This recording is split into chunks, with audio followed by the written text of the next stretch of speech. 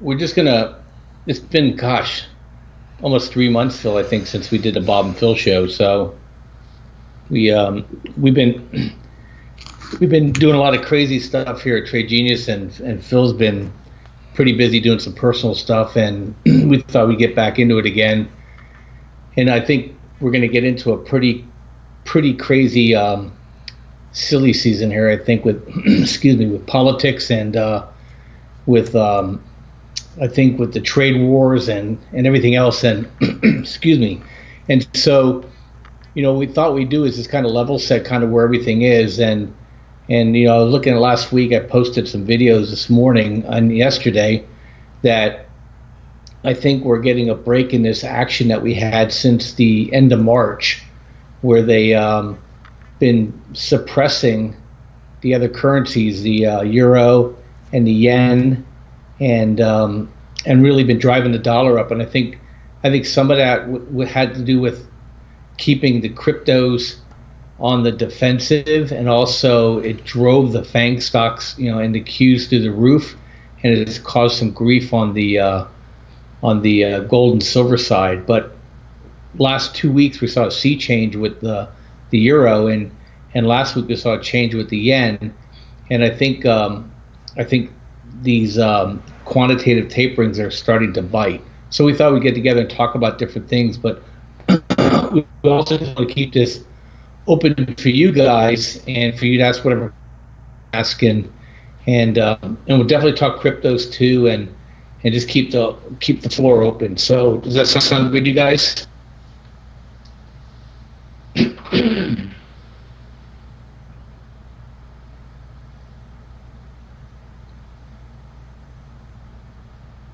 And just bear in mind too that there's a 7-second delay between me talking and me seeing feedback. So if you see us just stop for a while, we're just looking to check to see what's coming through on chat. And Phil, do you want to add anything? Yeah, I think right now, obviously, kind of a pivotal point in the markets. We've got trade war cannonballs flying, and we also have crypto space where we've had a large correction right after our blow off top, and we've basically consolidated, well, not consolidated, but we've drifted down. So we're going to look at some technical things as far as where we're at big picture, and also to kind of talk about how both what Bob's talking about crosses over into the crypto space. So should be a nice, next 45 minutes should be pretty informative. Yeah, and I don't know if do you want to start showing Bitcoin, and then I'll flip and I'll show you guys the Forex charts, and then also I'll talk a little bit about futures. There's been some interesting trends in the futures markets that's been allowing us to make some pretty good coin on the binary option side, and also if you trade futures, there's a pattern that has developed that have been pretty profitable, and we have a signal that's just been, I've been showing it all week. It's just been right as rain, and in terms of being able to take some pretty easy setups. So we'll kind of go over that stuff too, and then I'll show you some charts and look at some opportunities for next week. All right. So yeah, we could take a look at the crypto chart. So let's do Bitcoin. Let's just jump into that. And I will switch you guys over to that screen. Bear with me.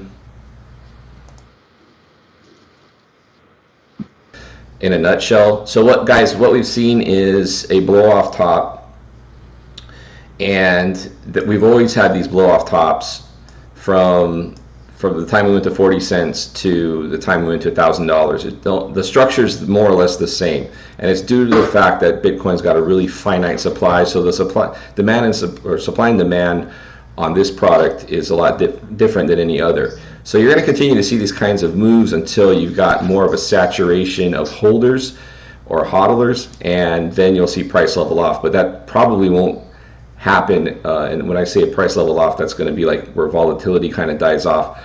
And that's probably going to be 6 figures at that point. And it's strictly because of the limited supply. So with that being said, this becomes a matter of, is this going to be a quick type of bounce or consolidation after a blow off top, or is it going to be longer like 2014 and 2015 saw? And I think it's probably somewhere in the middle. Last year we had a similar type move up to end 2016 into 2017, and then it was like where we have this bottom here, this V bottom. This is where 2017 went. That was a 2017 type move. We didn't get that.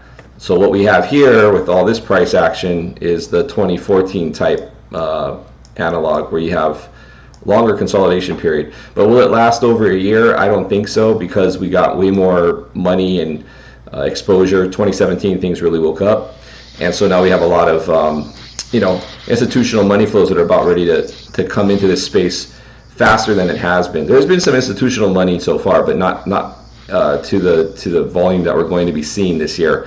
A large part of that's going to be this ETF approval. If that ETF approval doesn't happen, we're probably going to see some negative price reaction.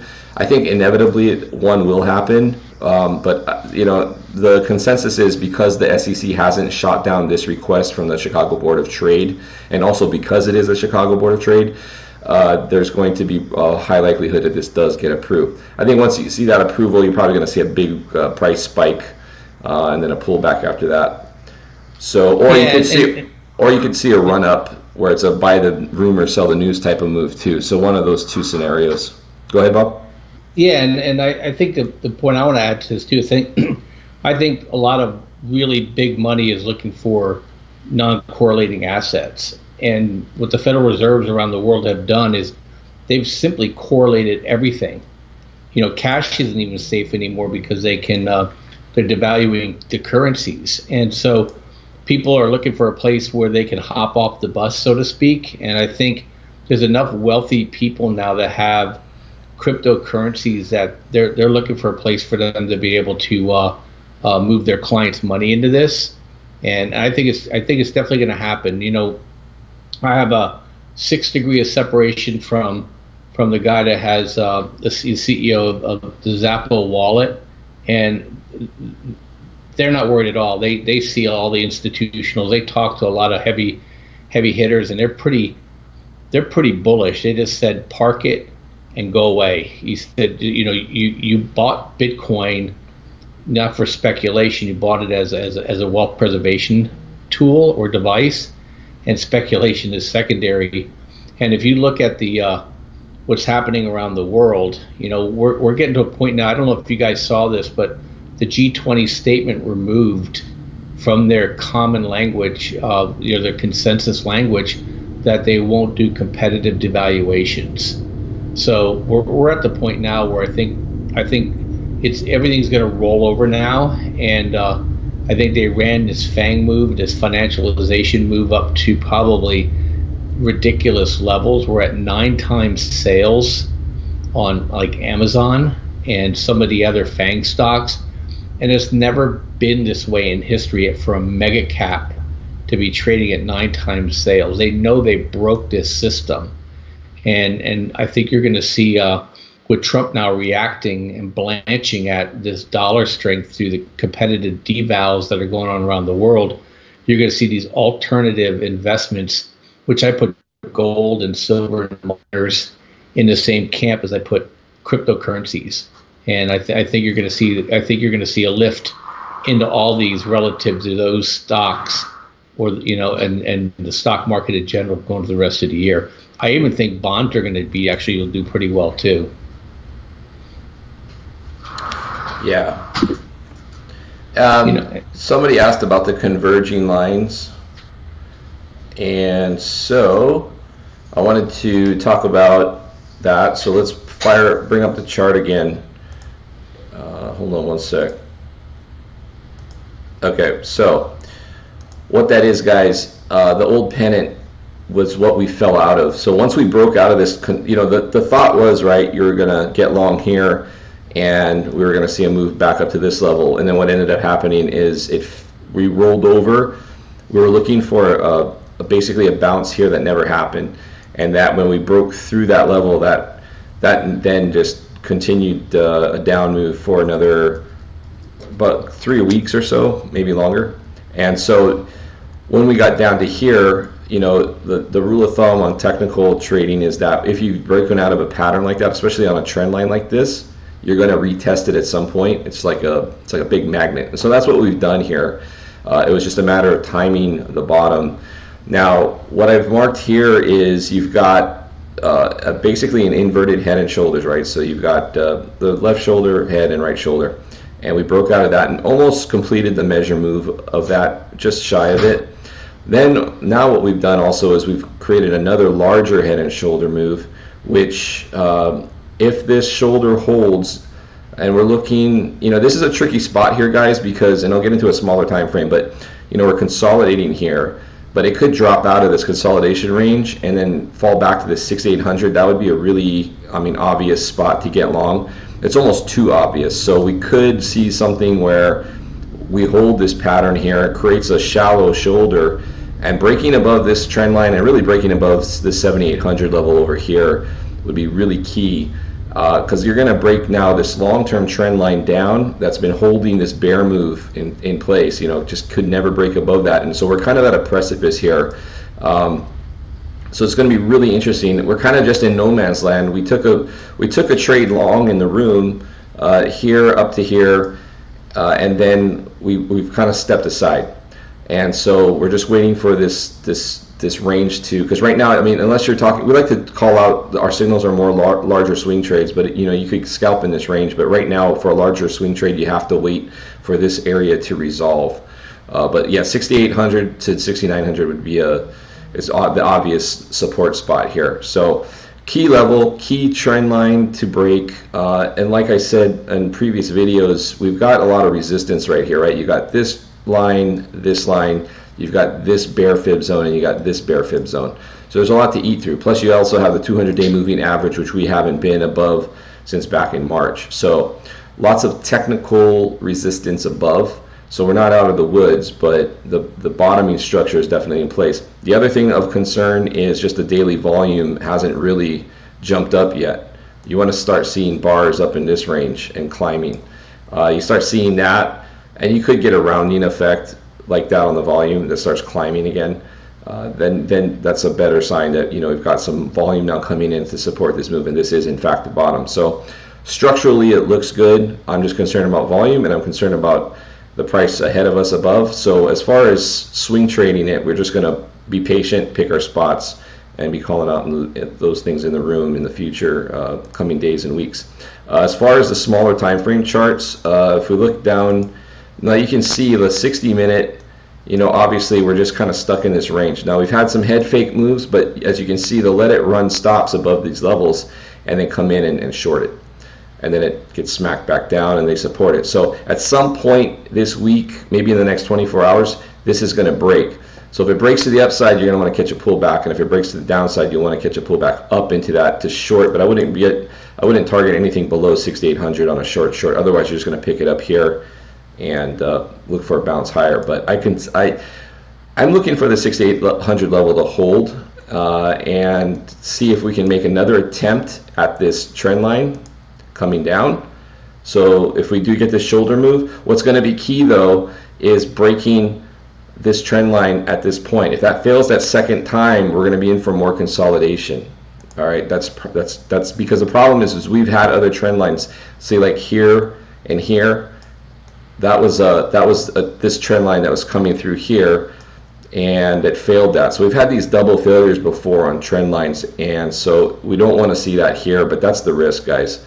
And there is a lot of resistance here, so just be careful. I think long term, I think we're going higher as we head toward the end of the year, like in when we start getting into Q4, definitely. But this is just one of those spots where we've got a lot of technical levels that we're kind of in between. So we just need to see what the market gives us, and then we'll play accordingly. So that's our technical snapshot as of Sunday today, and big picture. Yeah, and then I'm going to answer Sam's question here is that I'm actually pretty encouraged, because when that thing hit that where the head's located, all the smartest people in the room laugh out loud, said this thing's going to 3,000, 3,500 imminently. And whenever you have a breakdown of a breakdown, then you take the fade to go the other way. And I was pretty confident because of the what I saw in the Forex market, that I'm like, I told Phil this about a month ago. I said, Phil, watch the euro. If the euro starts to turn, then I think we're going to see a change in the price of Bitcoin. I've been trying to find what is the catalyst they've been trading Bitcoin against, because now we have futures money in there, and it looks like it's been the euro. And I'm not surprised. London is like the center of evil around the world in terms of trading, and they do a lot of suppression over there. So I'm not surprised at all that they were probably shorting hard Bitcoin in the markets and trading FXE or the pound against the dollar. But let me just answer this question before I forget for Sam.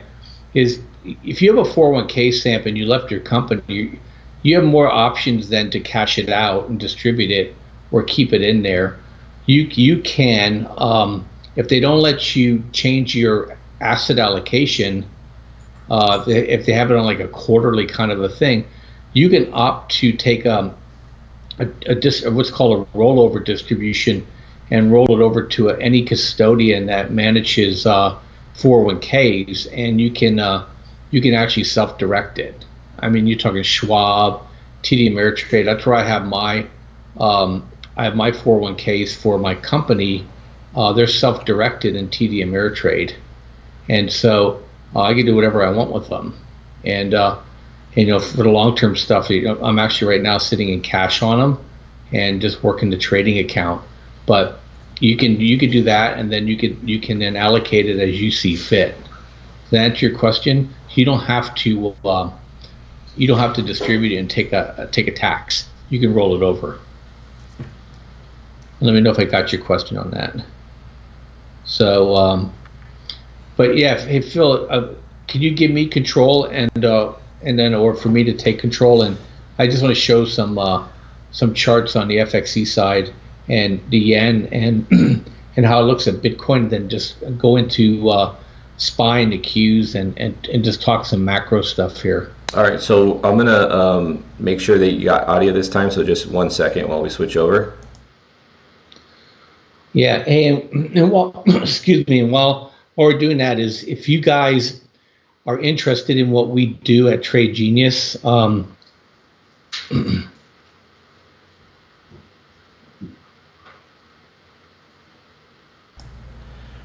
Okay, go ahead.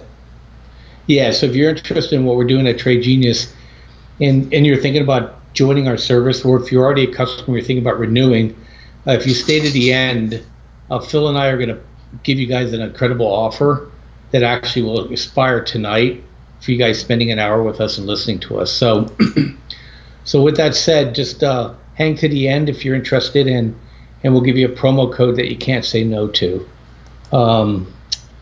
Let me go here into Skype, and you're good to share your screen. Yeah, I'm looking for it right now. There we go. Okay, and let me go into, here we go. And let me know when you can see it, because I can't see anything now, Phil, okay? You're good, go ahead. Okay, so I'm going to first go into show you guys Bitcoin. And this is on TradingView because it gives a good view for me here. So here's my view on TradingView. And so the screen, the chart looks very similar to Phil's. And here's that one trend line. And then here's the channel line. Excuse me. And so what we have here is this, you see this push down, and then that rejected the sell-off. And then if you go over here to FXE, if you notice the euro stopped going down, and we're starting to slowly make higher lows here. And this is kind of like a pattern here that we should have a W on this thing. And if it should go, then I'm looking for a move back up higher here. And this should help launch Bitcoin in my view. And what's also going to help it is, if you look at FXY, which is the yen, they've been using this. If you notice, here is when the market bottomed from that collapse of XIV, and they've been just driving volatility down ever since. And this week we had a big reversal, and the yen actually gapped up. And this is unusual for Forex to be so gappy, and like big gaps like this. And so we're looking at that with these reversals in the currency. It's going to do one thing. I think it's going to help. It's going to help Bitcoin, but it's also going to help gold. And you can see here with GLD is it touched the bottom of this channel. And Phil and I talk about channels all the time. We have this service called Crypto Express, and if you get a buy signal in the bottom part of this channel, you want to take that reversal. If you got a buy signal it's here, then you would want to wait until it either touched the channel or it starts to move back higher again. And then, but this is classic. Hit the bottom of the channel, washed out. We got to turn up on momentum, and then it turned up from the channel. And then here also, you see it with GDX too.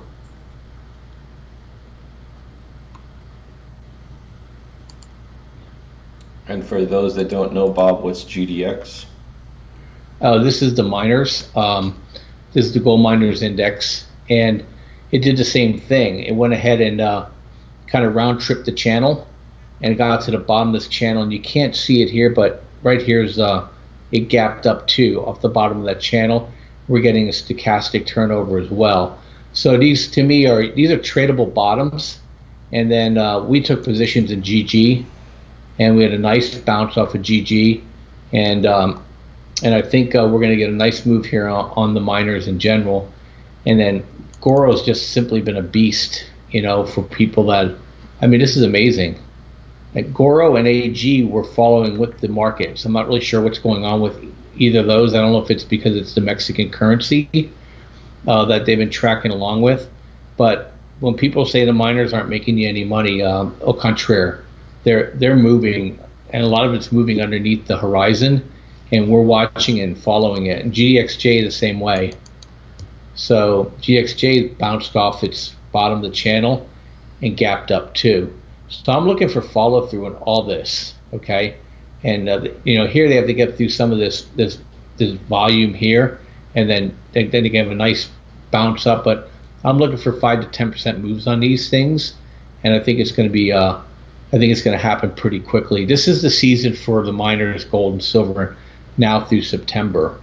And it's also the volatility season, and not a good time to be in SPY. And look at this.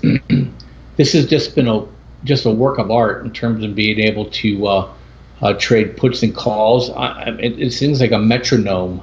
It gets pushed up, and then the second half of the month it gets pushed down. It gets pushed up, and then it gets pushed up to the end of the month, middle of the month again, it gets pushed down. We got pushed up, we're rolling over again in the middle of the month, and I'm expecting this to push down as well. So that's what we're seeing. And other than looking for some quick opportunities in terms of taking positions, I'm looking for the next 6 to 8 weeks to be pretty tumultuous in the market. I think people that take positions and have tight stops are going to get stopped out a lot, and people are going to get frustrated. And if I could flip over to my other charts, I put this video out a little bit ago. Look at Amazon. This is the one that they've been using to fund the market the most, and Amazon's rolling over now. So, and I'm expecting this to continue. And if you look here, there's simply no money flow volume at all. And now we're getting the moving averages to turn over. We're out of the channel. We're coming back in. And I'm expecting to come back and test the channel. A lot of times when it comes out of these channels, it comes back down and tests it. And not just that, here's the other darling, is Square. And Square's doing the same thing. And it did this last month too. If you notice, the momentum was waning while they're pushing the price up higher, and then it sold off hard. This time, they've been pushing, and the momentum's been waning all month. And I think this thing's going to drop down to about 65 area too. And then the Chinese stocks, if you look at BABA, which has been its Momo, BABA has just been in a slow motion death ride here for the last almost 2 months now, since the beginning of June, and this is a reflection, I think, on the Chinese consumer and also just China in general. And a lot of people think China's the next all it, but China's really not. I think China's in big trouble, and that's been papered over because of the mainstream media. But I wouldn't be putting any money into China or Chinese stocks right now. And BABA can just drop down here, go down this bottom of the channel here. You're looking at probably a $5 to $7 move, lower for BABA. So, and then there's a lot of them. And then also too, we have right now insider selling is at max right now, and there's been a study done when insider selling is at highs, then the IWM, the Russell, suffers within 2 weeks. So look for weakness here. You already see money flow dropping off. I love money flow momentum because this is telling me the buying and selling pressure, and you notice it leaves before price does because of the passive nature of the of all the funds out there. They're a couple days delay in terms of like, oh my gosh, people want to get out of this or get out of that. And then once selling happens in earnest, then we'll see a good 10, 15, 20% correction in this market. And I think we'll get it before the election because I think voices are just going to get more and more shrill. And I think the Federal Reserve is going to try to assert or reassert the initiative. And I think they're going to try to put a stick in Trump's eye. And I think it'll backfire on everybody. So anyway, I wanted to share those things with you guys.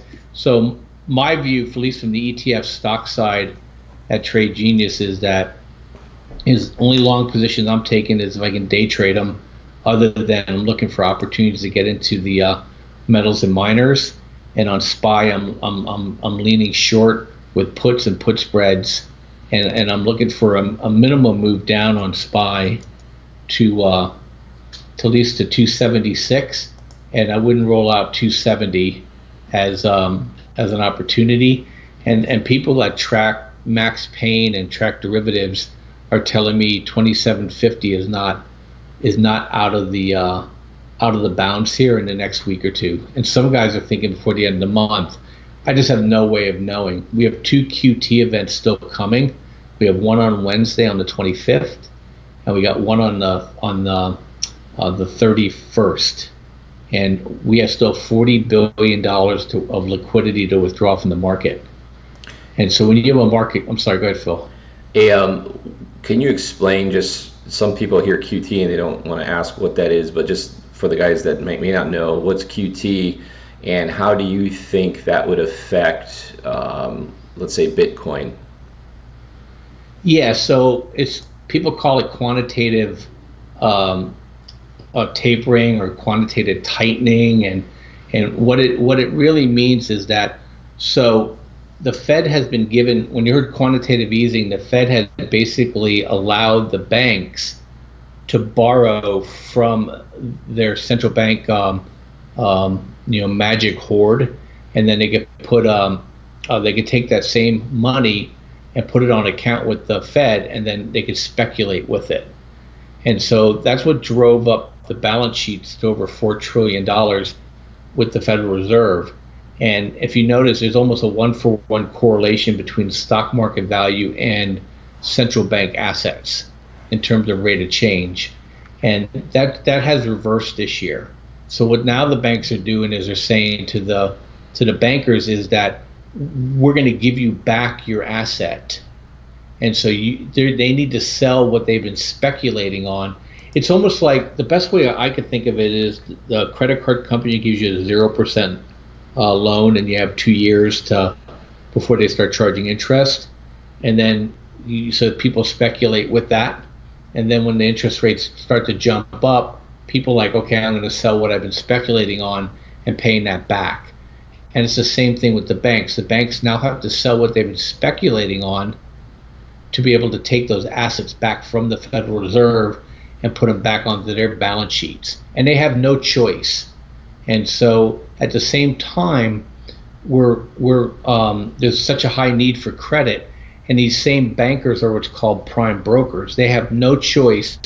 If the Treasury says I want to sell $50 billion worth of bonds on Monday, those prime brokers by law have to take that entire allocation that's not bought by private investors.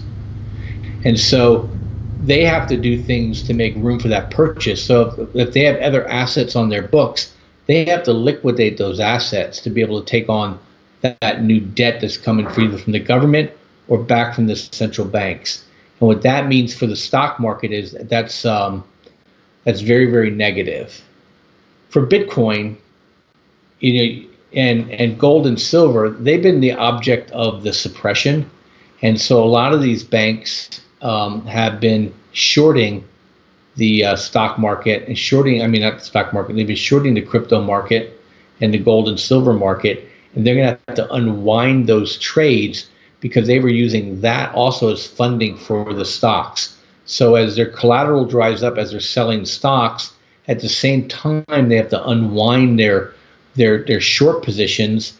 And that's going to then give strength to Bitcoin, the altcoins that have good use cases and good followers, if you will. They're backed by somebody, and the gold and silver markets are going to come up, and to some extent of ag stocks will as well.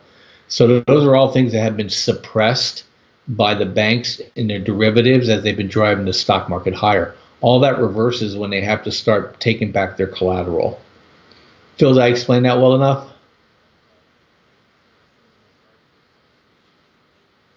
Yeah, you can see my smiling face again. I just wanted to just show some macro stuff.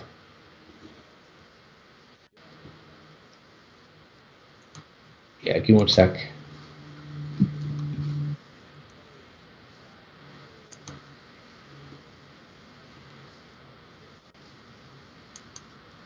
I think it's going to be positive for Bitcoin because they're going to have to unwind their short positions in the futures markets. Yeah, hold on a second. It was weird. It's almost like, did you guys see my screen when I was talking? Okay. No, I mean, you didn't see the charts, did you? Oh, you did. Because it shows share screen. It shows share your screen. Okay. Yeah, there it is. Now it popped up. There you go.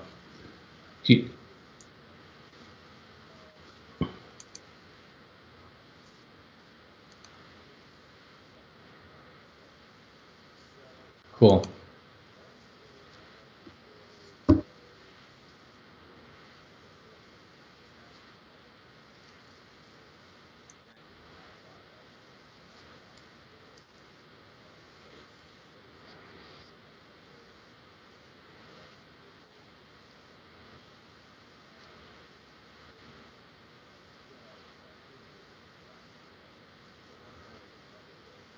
Phil says no sound again. Sorry, guys, that's my fault. One thing I wanted to cover was altcoins and taking a look at this chart in particular. Let me pull it up. I'll show you guys what I'm talking about. I brought this up in another video, but basically what we wanted to do is basically look at, let's see, where was that?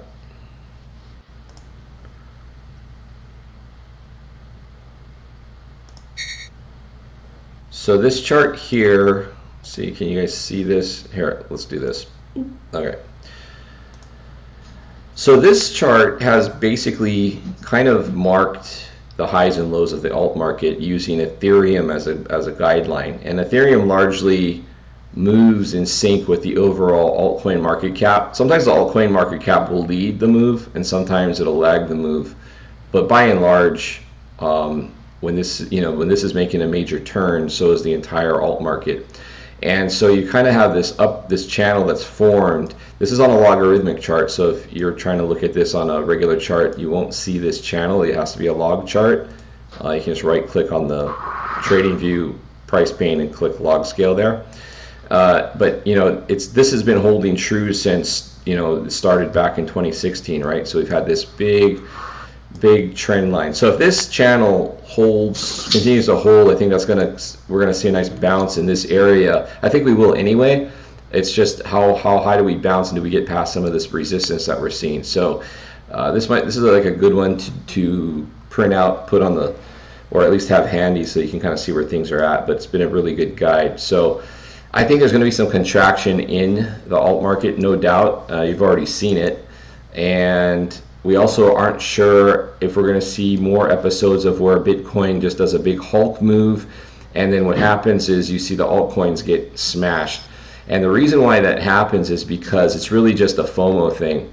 So you have Bitcoin does a big move. You got guys that want to, either breakout traders or guys that want to capture, more short-term trend trading.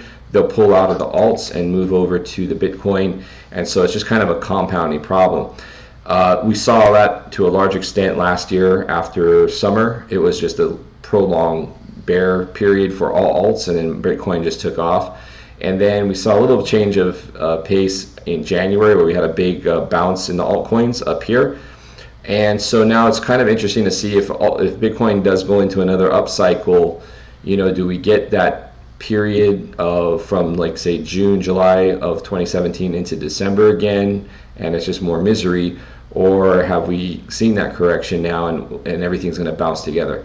Nobody knows, and you'd be guessing, or you'd be lying if you said you did know. It's just we have to see what the market sentiment's going to be like, because it's markets are a complex thing. There's a bunch of different players, and we'll just let price kind of dictate that. But we're getting close to this area here that's historically been a bounce point. So I think there's probably going to be a turn in the alts soon. If we get another leg down, I think a lot of people are going to think, oh, it's never going to end, and then it will hit into this support line and see a nice bounce there. So I've been getting a lot of questions lately about what's the overall state of the alts, and we haven't really been taking a lot of alt swings because it's just been a little precarious.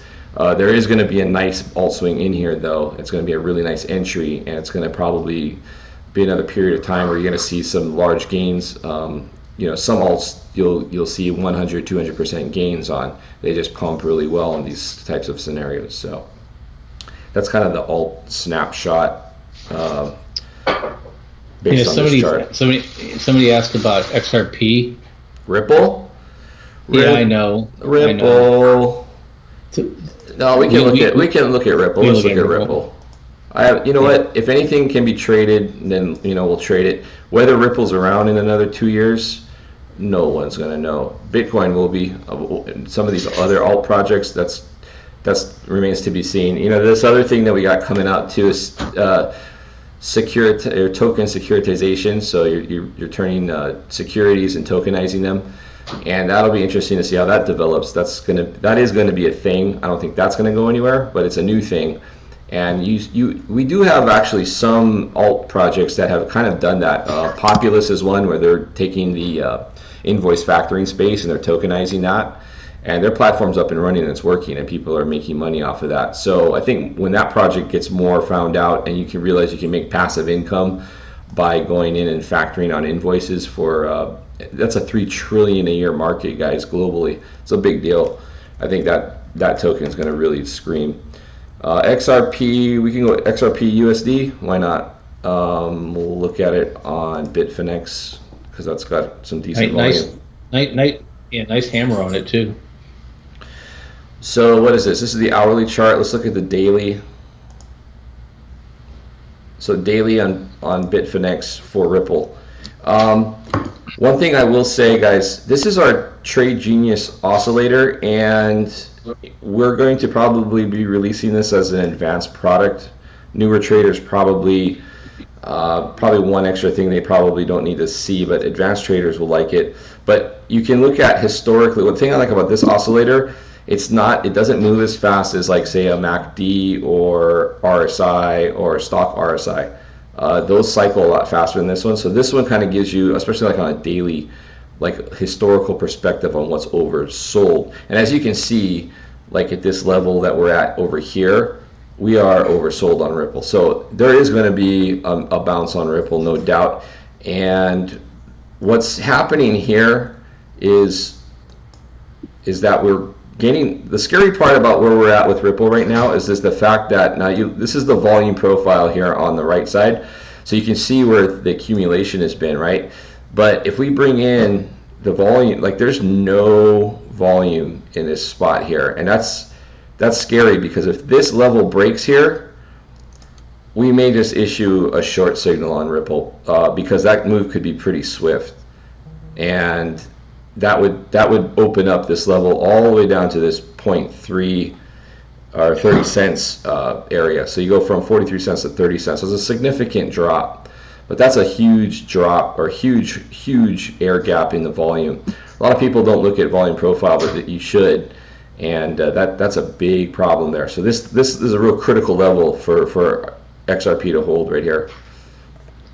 Yeah, I mean, to me, it looks like it's going to go test it. I mean, statistically, probability-wise, is that when you have a failed parabola like this, it'll always go back to where that parabola started, and that's at 23 to 26 cents, and that sits right in the middle of that 27, 28. It sits on top of that volume bar. So, I mean, I'm not a fan of Ripple. I never was. I don't like centralized coins. So it's nothing like Bitcoin. It's a total centralized deal, centralized governance, and they're trying to create a standard or a protocol that banks could use. But by and large, the bank feedback has just been like, it's an interesting concept, but it's not really gonna real world use case is not gonna fly. So they need to find a use case still. I don't think no matter what's been said, that they haven't yet.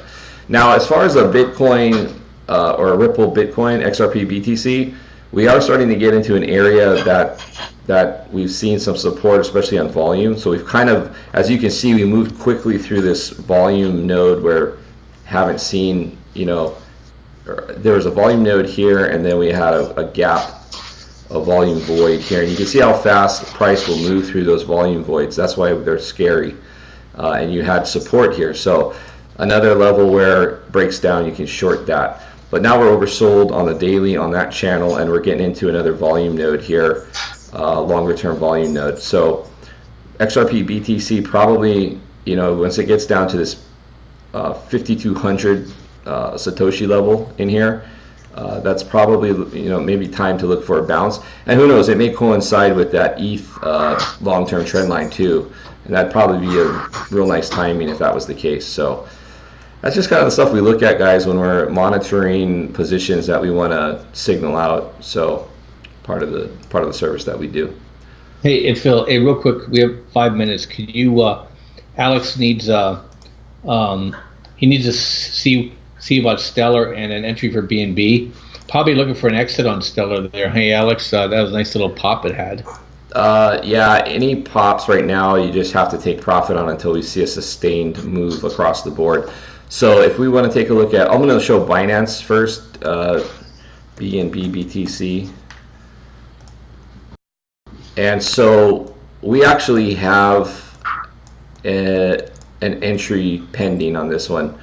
And the reason why is because we've got the 200-day moving average coming up, but we are in this bull fib zone here. So that's this range here. Okay, we've retraced, we're into the 50% to 61.8% zone. So this is actually, if you're looking to accumulate Binance or ladder in a position here, looking for a bounce, then that's probably the spot to do it here. But I'm looking for, a little bit lower on that one there to really get into it. 'Cause I think the probability is if you do come down to this near this 200-day moving average, the probability of a bounce is higher. And then you'll have to see, if we can get another retrace down, or the retrace up from the move down, I should say. So it'd be something like this. Let's turn this red short. So that would be like the target there. But I don't know. This isn't going to hit this area up here unless the whole alt market starts to move. BNB is capable of some spiky moves, but that might be a bridge too far to target that area unless like I said, the whole alt market starts to turn around, or we get that bounce off that long-term log trend line that we saw in Ethereum. But Yeah, we're close. 12.5 looks pretty good. Yeah, but this we're close to answer the question. We're close for a bounce here. If we look at the 4-hour chart, As you can see with the TG oscillator, Trade Genius oscillator, we're not. Notice this is what's kind of interesting about this is that the 4 hour is basically just screaming bullish divergence. So you can have a bullish divergence on the oscillator, which means basically that even though price is making a new low, the oscillator isn't. It's making a higher low. So this would be actually a catalyst for a move up. So I'd say it's pretty close. The problem here is we have this large area that we can bounce from, right? So it's anywhere from 14 to 16, and we just got a 4 hour sell on BNB. So and we're not oversold in the 4 hour channel. So we have this. It's a large area, so you almost you could just make a case for laddering in some orders here. But we should see. I think we're going to see a move like that out of it. How high we go is another question. We'll have to look at that once we get the move up out of that area. So, and then what was the other one? Lumens or Lumens? Yeah, Stellar. Okay. XLM, BTC. Let's look at Bittrex just because they have more history and Binance's volume. Let's just face it, there's a lot of spoofing that goes on in that exchange. So hourly, this is a classic consolidation pattern here. We've got basically a pennant that's forming, and really that's really the trend line there. So basically, when you're in a formation like this, and this is actually a pretty healthy looking 4 hour chart, you would be looking for, if it was down toward the bottom of, I'd feel better about it probability wise here. And the reason for that is because we got support and resistance right in this level here. Okay, right. So and you got a true trend line here. So and plus two, the oscillator is looking pretty healthy on the 4 hour for a turn up, but it's not super oversold, so just keep that in mind too. So this would be more of a support level play at that level, and you probably will get a 4 hour buy once we bounce there. So that's where I'd be looking at it, in that 3,700 area, Satoshi. Yeah, and if you look at this too, volume profile, we're big fans of volume profile, and when you have these these dips in volume, and they tie in with support. If you notice where the fill has the moving average line coming up, and it's ready to bisect the low volume area, or a higher low volume area, depending how far back you push out, you have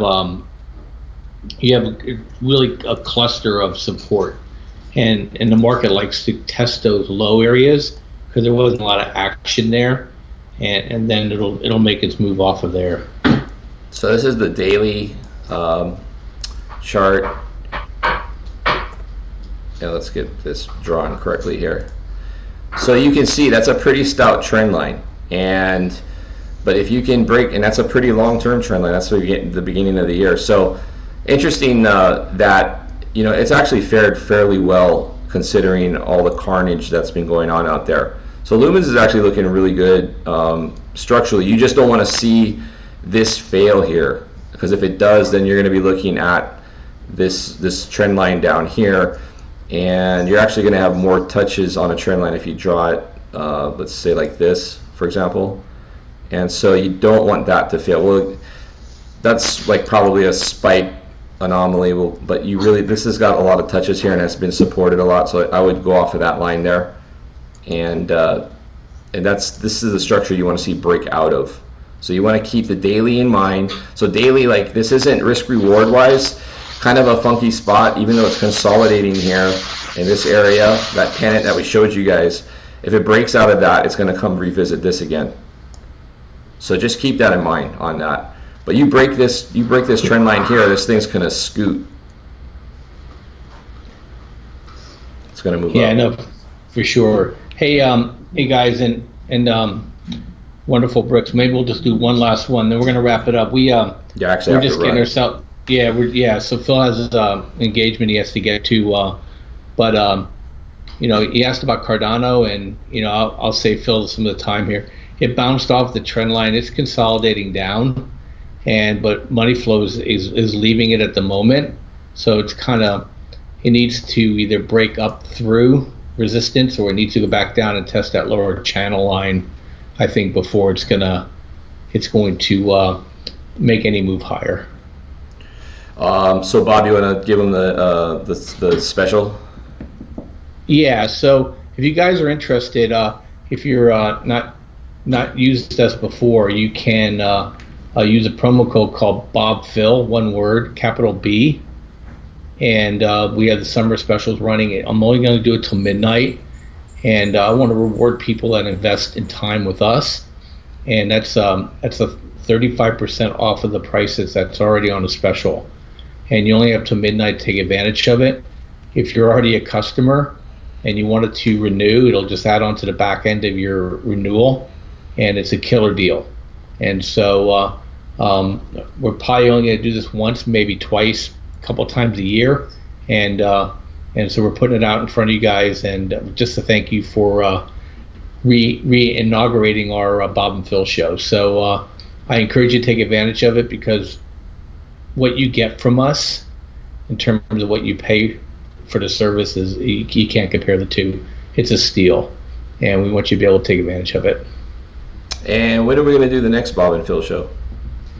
I think right now the next one is, it'll probably be at this point 1 month from now, Phil, because I'll be on vacation at the river in Colorado in 2 weeks from now. Okay. And then I think we'll do the end of August, and I think once school starts, we'll have to we'll get back into a more of a regular pattern for everybody. Okay, sounds good. All right, again, that's BobPhil, BobPhil, for the coupon code at tradelikeagenius.com. So, guys, thanks for watching. Appreciate it, and we'll catch you on the next one. Take care, guys. Hey, bye-bye. Bye.